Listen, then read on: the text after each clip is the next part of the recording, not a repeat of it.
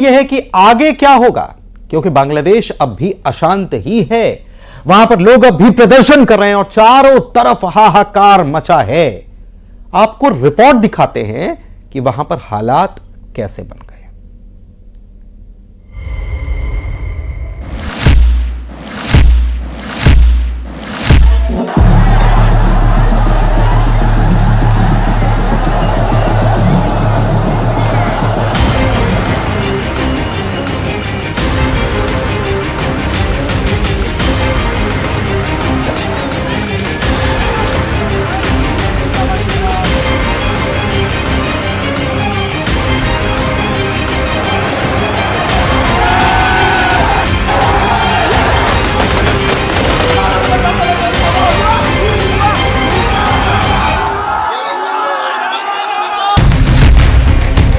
पहला हथौड़ा बांग्लादेश के जनक बंग बंधु की मूर्ति पर, दूसरा हथौड़ा बांग्लादेश के लोकतंत्र पर, तीसरा हथौड़ा बांग्लादेश की समूल व्यवस्था पर, चौथा हथौड़ा शेख हसीना सरकार पर। तस्वीरें हिला देने वाली हैं। बांग्लादेश के 53 सालों के इतिहास में ऐसा कभी नहीं हुआ। राजधानी ढाका को फूंक दिया गया। हजारों की तादाद में लोग सड़कों पर उतर आए। हिंसा का तांडव जारी है।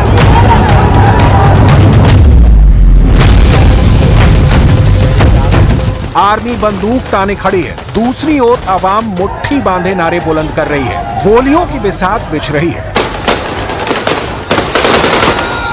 अब तक 300 लाशें गिर चुकी हैं। हजारों लोग जख्मी हो चुके हैं। पुलिस के सायरन और एम्बुलेंस के शोर से ढाका गूंज रहा है।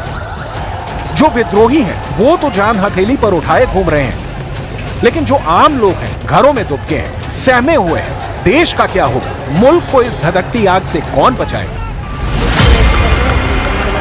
बांग्लादेश उन्माद की आंधी में तिनका सा बिखर रहा है। बांग्लादेश पहले ईंट दर ईंट टूटा, अब दीवार दर दीवार ढह रहा है।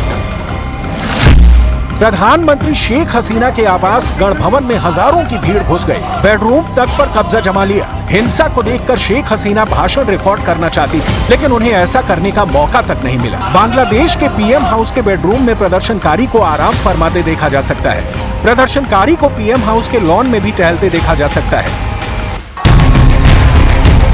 भीड़ ने गृह मंत्री अज़दुज़्ज़मन खान के घर को भी आग के हवाले कर दिया। शेख हसीना की पार्टी अवामी लीग के दफ्तर में गुस्साई भीड़ ने आग लगा दी। बांग्लादेश इस वक्त आक्रोश वाली जलती भट्टी बन चुका है। जनता का गुस्सा सड़कों पर खूनी संग्राम में तब्दील हो गया है। प्रधानमंत्री शेख हसीना ने पहले इस्तीफा दिया, उसके बाद अपनी छोटी बहन शेख रेहाना के साथ देश छोड़कर भाग खड़ी हुई। अराजकता, अव्यवस्था, आक्रोश, आगजनी, आक्रामक और हिंसक हुई भीड़ ने मुल्क को पतन के पाताल में पहुंचा दिया है। पूरा देश जल रहा है। खून, जख्म, लाशें और मातम के बीच देश की कमान आर्मी ने संभाल ली है। आप कह सकते हैं कि बांग्लादेश में तख्ता पलट हो चुका है। चीफ ऑफ आर्मी स्टाफ वकार उज जमान ने ऐलान कर दिया है कि वो सब संभाल लेंगे। আমি সমস্ত রাজনৈতিক দলের নেতৃবৃন্দকে এখানে আমন্ত্রণ করেছিলাম। ওনারা এখানে এসেছেন। আমরা একটা সুন্দর আলোচনা করেছি। সেখানে আমরা সিদ্ধান্ত নিয়েছি যে একটা ইন্টারিম গভর্নমেন্ট আমরা ফর্ম করব এবং ইন্টারিম গভর্নমেন্টের মাধ্যমে এই দেশের সমস্ত কার্যকলাপ চলবে। क्यों बांग्लादेश में लग गई बर्बादी की आग? कैसे तबाह हो गई शेख हसीना की सरकार? भीड़ ने क्यों उखाड़ फेंकी चुनी हुई सरकार? और सबसे बड़ा सवाल कि बांग्लादेश की कमान अब किसके हाथ? आपको बर्निंग बांग्लादेश की हर एक डिटेल दिखाएंगे। आपको बताएंगे कि कैसे शेख हसीना के खिलाफ भड़की भीड़ ने कानून को अपने हाथों में लेकर देश को जला डालने की कसम खाई। लेकिन उसके पहले तस्वीरें जो बांग्लादेश के अंधकार में भविष्य की गवाही है।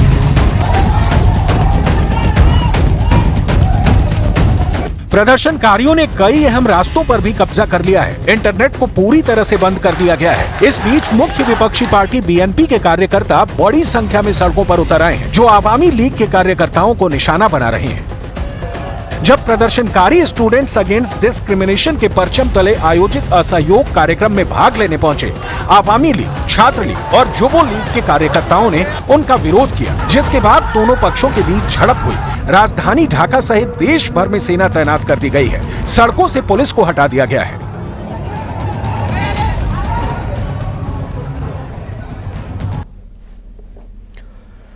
तो बांग्लादेश में अराजकता की तस्वीर क्या है, यह तो आपने देख ली। पिछले 3 सालों से भारत के 4 पड़ोसी देशों में ऐसी ही आग लगी है। बांग्लादेश से पहले पाकिस्तान, श्रीलंका, अफगानिस्तान इसी विद्रोह की आग में झुलस चुके हैं। अब भी वहां पर हालात ठीक नहीं है। बांग्लादेश से पहले इन देशों से आए वीडियो भी बहुत हैरान करने वाले रहे।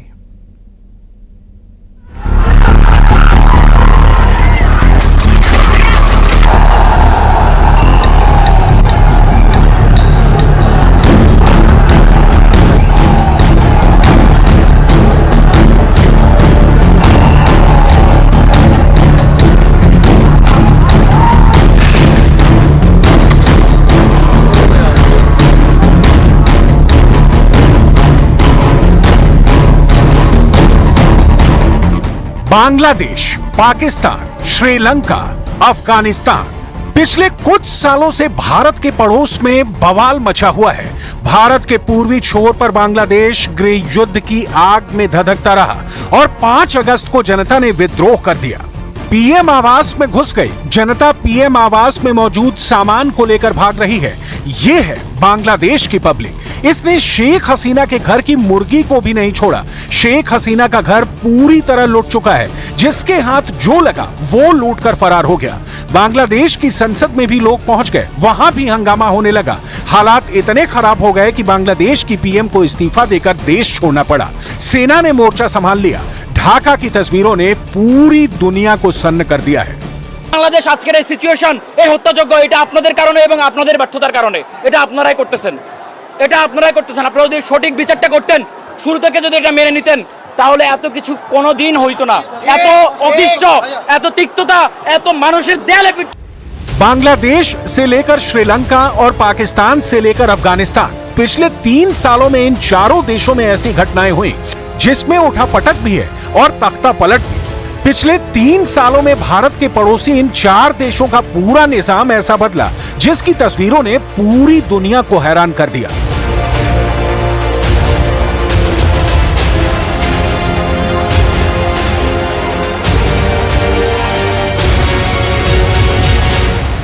बांग्लादेश में जो 5 अगस्त 2024 को हुआ, वैसा ही कुछ पाकिस्तान में 9 मई 2023 को हुआ था।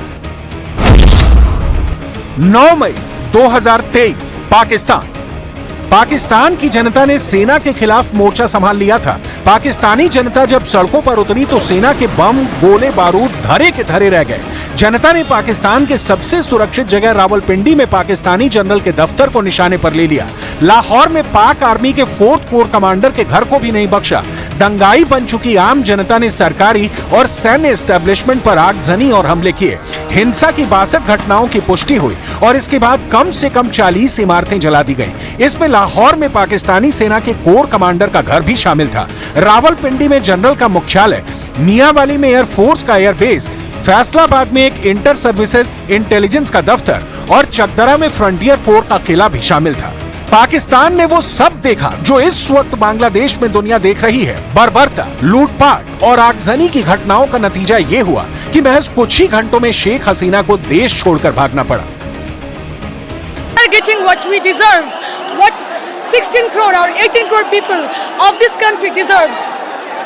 Everyone is happy, everyone is cheerful, everyone is celebrating the Sarkar Patan. This has to be a historical day.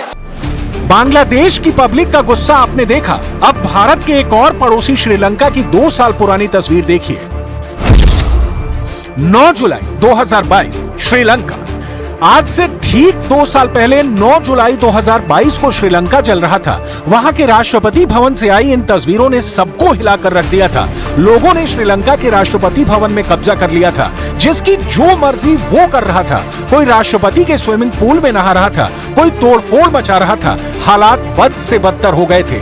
2022 में श्रीलंकाई राजनीतिक संकट श्रीलंका में राष्ट्रपति गोटाबाया राजपक्षे और श्रीलंका के लोगों के बीच सत्ता संघर्ष की वजह से हुआ था। देश में आर्थिक संकट की वजह से जनता द्वारा किए गए सरकार विरोधी प्रदर्शनों ने इसे और हवा दी और हालत यहां तक पहुंच गई थी। हालत ये हो गई कि श्रीलंका के राष्ट्रपति ठीक बांग्लादेश की प्रधानमंत्री शेख हसीना की तरह देश छोड़कर भाग पड़े थे। श्रीलंका और बांग्लादेश की तस्वीरों में फर्क सिर्फ इतना है कि श्रीलंका में लोगों ने राष्ट्रपति भवन पर हमला किया था और बांग्लादेश में पीएम हाउस में।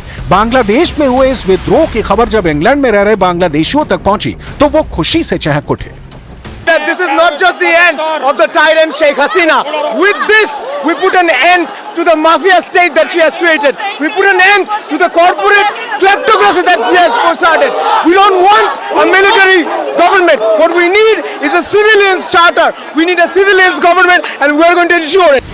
बांग्लादेश इस वक्त भी पब्लिक नुमा बारूद के ढेर पर बैठा हुआ है। सत्ता का कंट्रोल सेना के हाथ में है, लेकिन पब्लिक अब भी गुस्से में डूबी हुई है। बांग्लादेश में जिस तरह पब्लिक ने शेख हसीना को भागने पर मजबूर कर दिया है, वैसे ही अफगानिस्तान में अमेरिकी सेना सिर पर पैर रखकर भागी थी।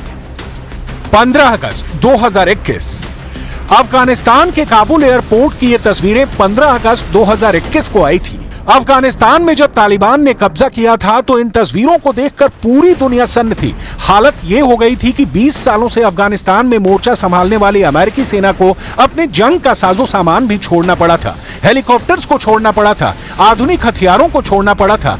आखिरी वक्त में अमेरिकी फौज के लिए खुद की जान बचानी तक मुश्किल हो गई थी और इसी के साथ तालिबान ने अशरफ गनी की सरकार को सत्ता से हटाकर देश पर कब्जा कर लिया। अशरफ गनी को भी अफगानिस्तान छोड़कर भागना पड़ा। इसीलिए बांग्लादेश से लेकर श्रीलंका और पाकिस्तान से लेकर अफगानिस्तान, एशिया ने बहुत से तख्ता पलट होते देखे, बहुत सी सरकारों को खत्म होते हुए देखा और निजाम को चौपट होते हुए देखा है। पिछले 3 सालों में इन चारों देशों में जो कुछ हुआ उससे साफ है कि जब पब्लिक आवाज उठाती है तो सड़क पर निकल जाती है, तो फिर शेख हसीना और गोटाबाया राजपक्षे को कुर्सी छोड़कर भागना पड़ता है। शेख हसीना 5 बार से बांग्लादेश के प्रधानमंत्री का पद संभाल रही थी। उनकी पार्टी के नेता और कार्यकर्ता अब तक उन्हें आयरन लेडी कहते आ रहे थे, लेकिन हालत देखी कि जब समय ने पलटी मारी तो आयरन लेडी को देश छोड़ने पर मजबूर होना पड़ा।